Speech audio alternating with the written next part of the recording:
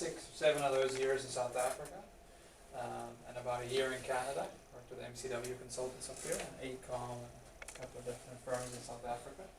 And yeah, I joined Lennox, jumped the fence, as you could say, to a manufacturer. I've got a lot of experience with VRF in South Africa. It's a very mature product. We've been using it for many years on most projects. It's completely taken over from chilled water. We don't use very rooftop package units up there anyway. It's just not the type of market for it. But apart from that, we've got a lot of experience. I've got a lot of experience dealing with specifically our climate here, dealing with projects specifically oriented towards VRF, how to get across, how to deal with all the issues, if you could call it that are associated with VRF, or perceived issues, I would call it. How does the South African climate compare to the PNW climate? So if you would ask me that question 3 years ago, I would have said, oh, South Africa is much warmer, it's a 9-month summer climate, it's crazy. But after the summers we've been having here, the last couple of summers, where we've been hitting decent 90-degree days here, it's very similar in that regard. And your winters in South Africa are temperate like here too, aren't they? Yeah, they're fairly temperate, yeah. So they'll go down to -5°C, so what's that, that's about 15 degrees Fahrenheit, 10 degrees Fahrenheit in that region. It depends on where you are, obviously. The mountains, very similar to the mountains here, right, like Sofong and so on, where it's snow all year round. So it really is dependent on where you go. There's a plateau area that just freezes over in winter. It just gets, for the most part, in fact, most of the country then falls into that spectrum. And it just gets really, really, really cold in winter. We don't get snow or anything, it's just frost. Everything just freezes. It's a little different.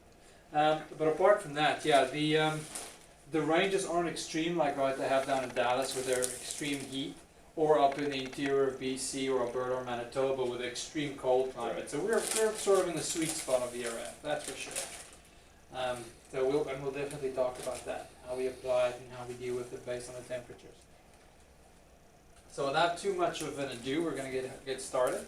So we're going to basically discuss Lennox and our full-on product overview. We're going to deal mostly with VRF, since this is our newest product. It's a product we're pushing, it's a product we're aggressively marketing.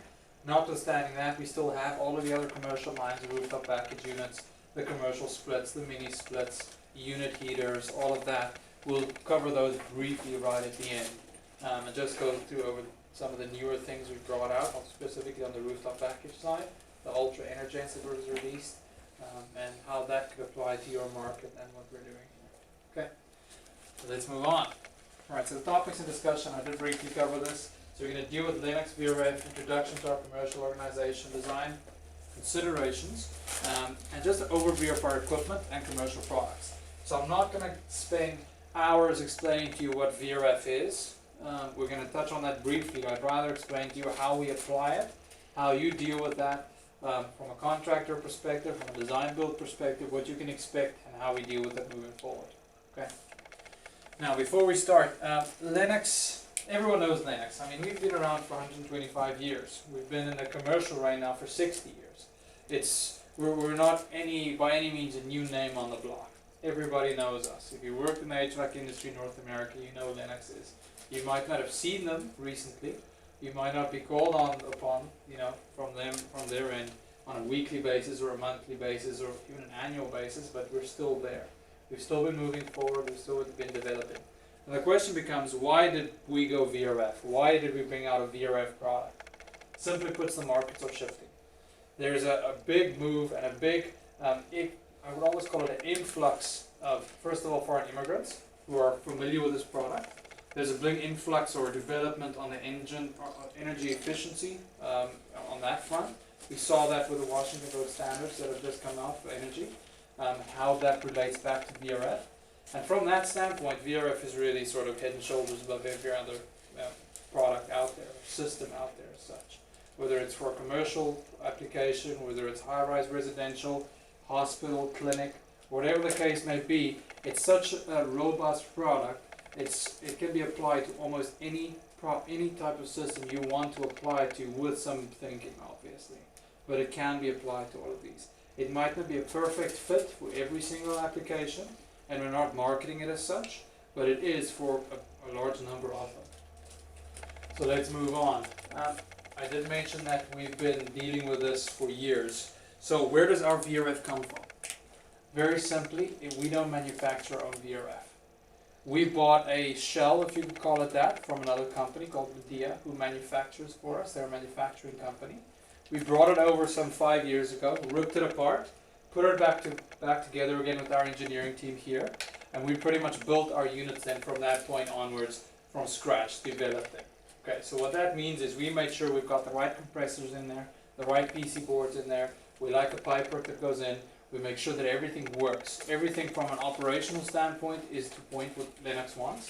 From a serviceability standpoint, with parts replacement standpoint, everything is available. Everything that goes wrong can go wrong in that equipment. We first of all have X stock up, and secondly we can get stock if we need to, or it's ready available in our market here. So it's not foreign equipment that we're bringing in as such. We just don't have the facilities to manufacture. Okay, so the Lennox organization as such, we're a three-tiered organization when it comes to commercial. All right, we've got the North America commercial, which are the guys you've been dealing with from the get-go. So your rooftop package units, let's say unit heaters, furnaces, whatever you want, right? Then we've got the national account service. Now, if you deal with any of our national accounts, up in Canada it's Winners, down here it's Starbucks, Walmart, Home Depot, they're all national accounts of ours. But that very simply means they want to use our equipment as best they can. Some of them have exclusive agreements, others are preferred. It really is dependent on what we deal with. Then we've got the VRF, which is now a fully independent section under our commercial department, but we work hand in hand with these different departments to bring the product to the market and make sure everything plays the same game, if I could call it that. Now, what is VRF? This is the only slide on what is VRF, because I hope that all the other players have come in. Daikin, I see wearing a Daikin shirt. They've come in and given you some idea what it is, and they've told you what VRF is. But very simply, it's one group of outdoor units with multiple indoor units connected with a section of piping. Now there's heat recovery, there's heat pump, they're all different types. Indoor units can range from whatever type you want to use, but the fundamentals remain the same. Single either unit or bank of units with multiple indoor units. Alright, so that's very straightforward. In layman's terms, that's what VRF is. So it's full independent control of your indoor unit gas refrigeration volume through an expansion valve and fully inverter driven compressor on your outdoor unit. What that allows you to do is meet your load directly. So it modulates and controls to meet that load. And that's where the energy efficiency really comes from the VRF. Because it's point of use. It's not like it's dumping it into a ring, pumping around your circle in a water source system, pumping up and down. You've got that pump running permanently to keep that water moving. This refrigerant only works what it needs to do.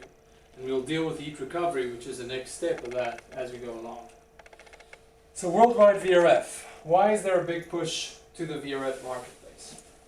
Well, very simply, it just speaks for itself.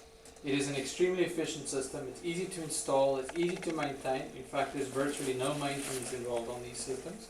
You wash the outdoor coil, you wash the indoor coil.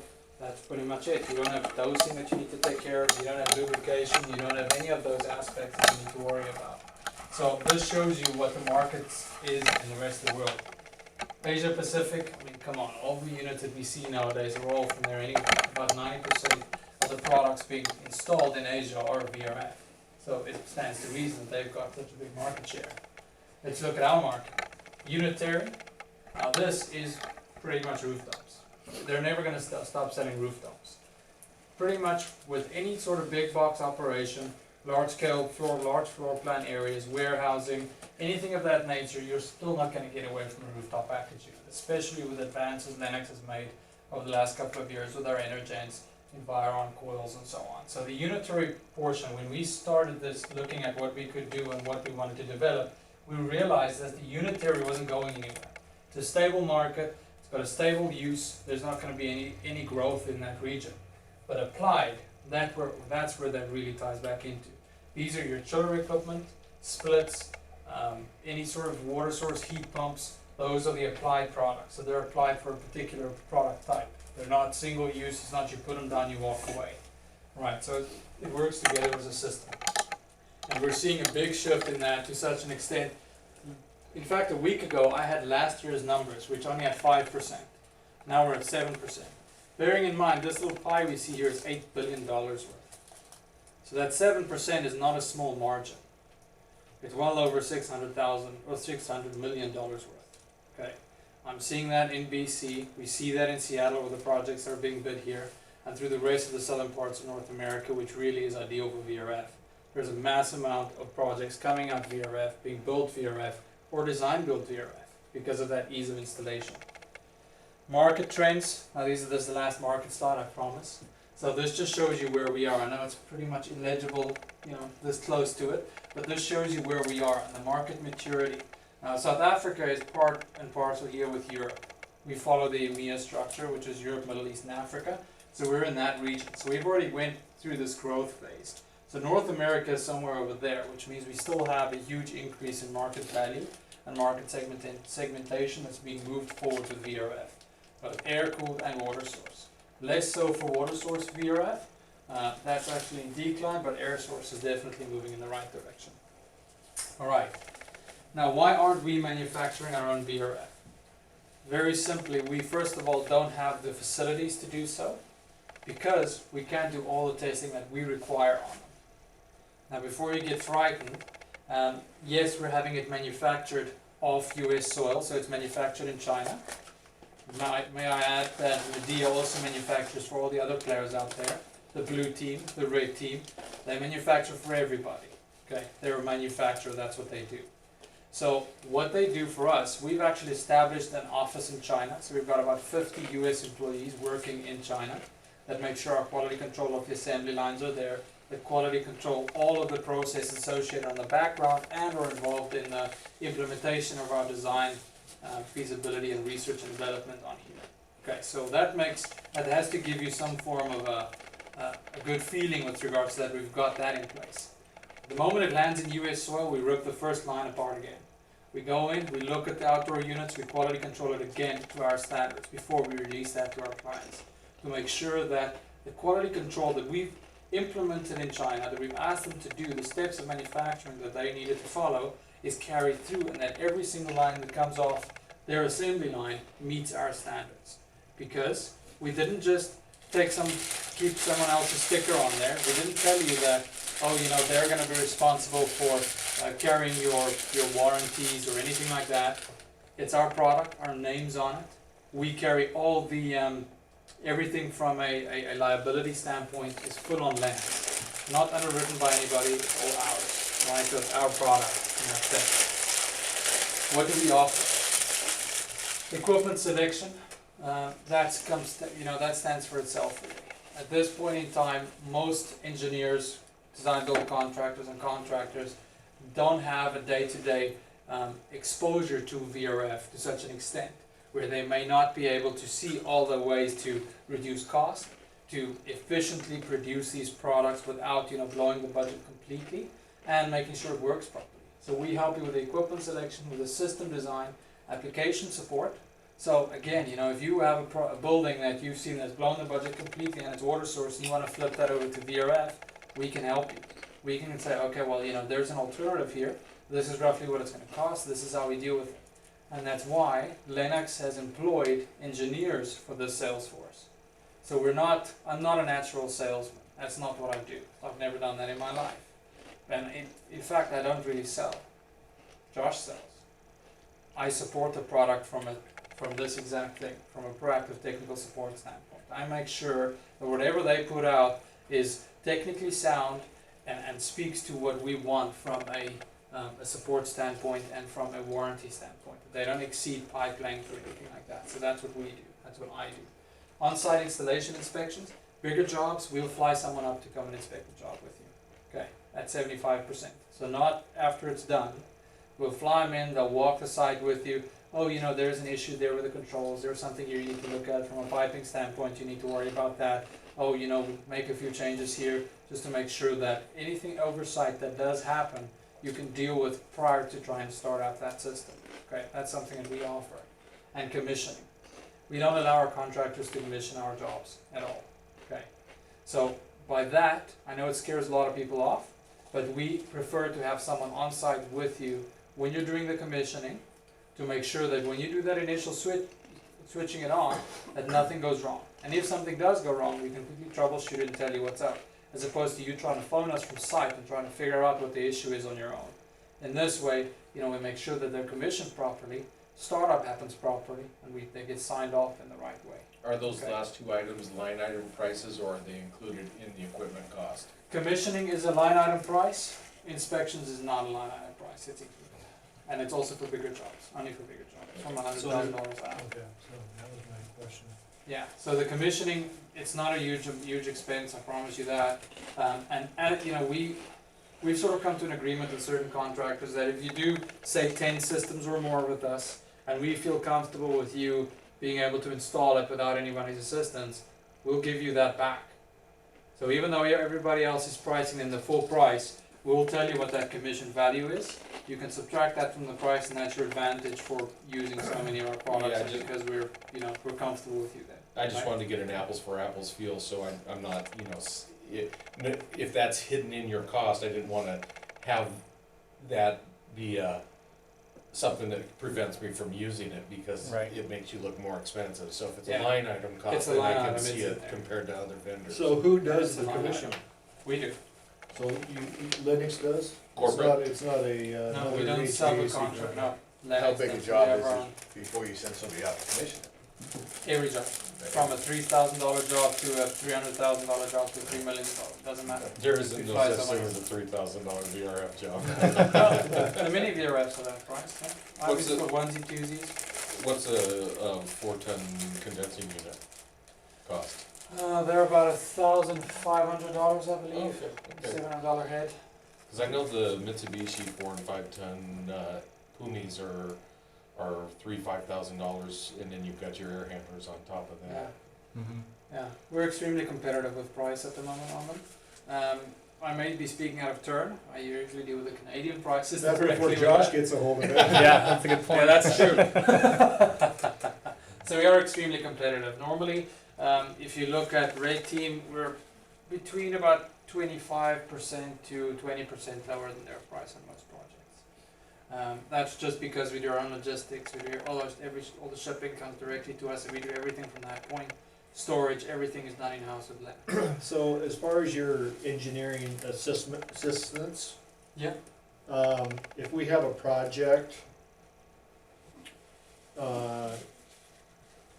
and it has a basis of design, you know, around VRF, how do we go about initiating that, support? You just send us the drawings and ask us to help, and we do. That's it. Yep. It's as easy as that. You ask Josh, you send him an So- email, he'll have an initial look at it. He's been dealing with it now for 8-9 months already. So he looks at it initially, he gives me a call, we look at it together, we work out the plan of operation. We'll set up either a full-on in-person, call meeting here with you guys. I come in, it's not a far drive for me to come down from BC. We have a look at the project, we look at the plans, and we discuss different options, or we can do it through a conference call. Josh, how do you guys work internally when your estimating department gets a set of prints off the builder's exchange and says, oh, hey, there's VRF? Do they notify Lennox, or do they just move ahead and give They you? actually notify me. So Okay. if it's laid out with another manufacturer, I'll then build that system on the Linux design selection software. We'll put it together. Then I'll work with these guys to get a quote. I'm pricing a job right now, 66 in Roosevelt, that has VRF on it, and I got ACI pricing, and it didn't include any VRF, so that's why I asked. Okay. I'll have to take a look at that then. I'm gonna be pricing a job at the refinery, and trying to get them away from a boiler system and inflow heat into something like this. Is that something I could send you the plan, you could? Yeah. Okay. Mm-hmm. What I'm doing now with my design build contractors, because I've got that consulting experience, I lay the job out fully for them. They send me a clean set of plans, we discuss roughly what they have in mind, and I make it work. I produce in PDF, I don't have AutoCAD at this point, but I lay it out for you in PDF, draw the indoor units, draw refrigerant piping, I draw you an indicative view of where the ducting might go, and give you an idea where the risers would go, so I give you everything. And when you get my quote then, you get a schematic that shows all the pipe sizes, pipe lengths, everything included with that. You get a wiring and control schematic associated with that. And everything else, it's about a 40-page document, depending on how big it is. But everything from schematics, unit operation capacities, everything associated with Refrigerant that is charge. there. Everything. Refrigerant Additional charge, charge. total refrigerant charge, pipe length. we actually have a bill of materials that's part of that document. So if I have an accurate pipe length, you'll get a bill of materials showing so many feet of this pipe size, so many feet of that pipe size, so many feet of this pipe size, which you can go and cross-reference and check if you want. But it gives you a good indication of what we've used. To give you an actual, because every single foot of pipe, believe it or not, has some implication on capacity. And that's with all manufacturers. Even though they don't tell you that, that's just the way it goes. As soon as you go to a certain length, you're starting to compromise that nominal capacity. And nominal is a nominal conditions, right? So you've got to deal with all of that. So when I select it, and when Josh does his build in the software, we can see what the actual capacity of every single indoor unit is going to be, not just nominal capacities, right? So we work it back from there. A lot of times from contractors, I get a sheet with the actual load calculations they've done with HAP or whatever they've used. They just send me that, and from there I give them actual capacities. I don't worry about the nominal capacities. I select it for them, I give them a calculation result telling them this at your conditions, your pipe lengths, this is the products that you need for it. And here's their calculation to show you that we're meeting every single indoor unit capacity with it. Sensible, latent, on-coil air conditions, whatever you need, we deal with that. What's your standard discharge air temperature in air conditioning on a ducted system? The problem is that any VRF system doesn't control discharge air temperature. It works on a delta T across the coil, right? So it's dependent on what your air temperature is in from your ambient condition. So normally you use 8067 as your normal mixed air condition, but that could fluctuate depending on the amount of fresh air. But that's sort of a nominal condition that most engineers will put on their drawings. That's really what the software tells them it's going to be. But from a discharge air temperature standpoint, we'd have to work it out based on what your mixed air temperature is going to be. Well, I see lower CFM per ton on VRF than I do on standard systems, because they run at a little bit cooler supply air temperatures typically. So, you know, is that taken into account on a design build project for duct sizing? Yes, it is, but that's on my part. That's not part of our software. Okay. Right? So we work together then to deal with that. Yep. And are you seeing this on systems with DOAS, or is the outside air being introduced through the VRF unit? Regardless. Regardless, okay. Yeah, the outside air coming from an air-to-air heat exchanger or raw outside air, but typically the supply air temperatures run a little bit colder on the ducted VRF systems I've worked with in the past, and so we can downsize our ductwork a little bit to accommodate that, but we also have to be careful on our insulation too. Yep. Yeah, that's right. Yeah, but we can sit with that with you and deal with that for sure. Okay. And because we've got the research and the development team down in Texas who designed all of the coils and everything, we can ask them, this is our on-coil conditions, give us the discharge temperature that it's going to produce at full fan speed, medium fan speed, and low fan speed. What are we dealing with here? And based on your design parameters. So we can actually work with it on that for sure. Okay, so moving forward, advantages of VRF, flexibility of design. We're going to run out of time if I don't hurry up a little bit. So cost-effective installation, energy savings, design flexibility, and comfort. The reason why VRF is doing so well is really from an installation standpoint and ease of installation with regards to, think about European buildings. They're all concrete, they're all brick and mortar. You can't make any big penetration, you can't run ducting, and none of them have air conditioning.